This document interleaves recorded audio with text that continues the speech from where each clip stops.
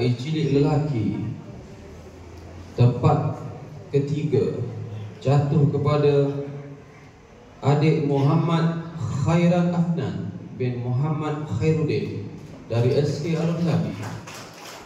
Kala tempat kedua disandang oleh adik Muhammad Nur Rizq Hakimi bin Muhammad Nur SK Pasir Akar.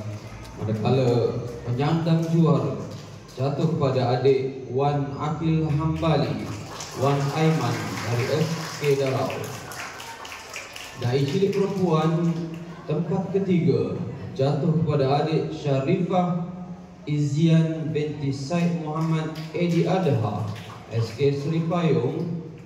Manakala tempat kedua dimenangi oleh adik Nur Fatin Imamdi Mahadi SK Pasir Akar, dan penyandang juara dimenangi oleh adik Asma Bashir Muhammad Arif Khan SK Lubuk Kawah.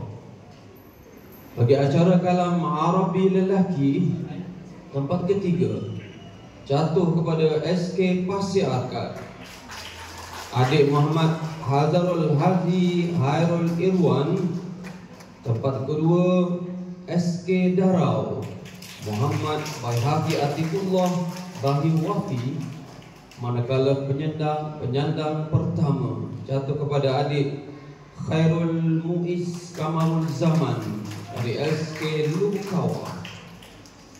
Acara kalam Arabi perempuan peserta ketiga disandang oleh adik Tengku Maisarah Tengku Khairuddin dari SK Seri Payung. Penyandang tempat kedua jatuh kepada adik Siti Khaila Hanan Mahathir dari SK Pasir Akar.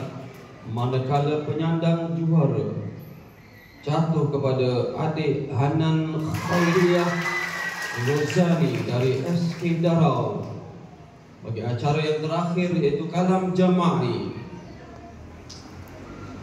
penyandang tempat kedua jatuh kepada SK Darau Kautul Nada. Manakala tempat pertama tahniah diucapkan kepada SK Pasir Akar Warjatul Raihan. Keputusan hakim adalah muktamad. Sekian. Assalamualaikum warahmatullahi wabarakatuh. Majlis merakamkan ucapan terima kasih yang atas ulasan Kursi Mahakim sebentar tadi. Warga Dewan yang dimuliakan, sebelum majlis meneruskan acara penyampaian hadiah dan sijil, marilah sama-sama kita saksikan persembahan terbaik bagi setiap acara yang dipertandingkan hari ini. Untuk itu majlis mempersilakan peserta terbaik dan cilik, yaitu wakil daripada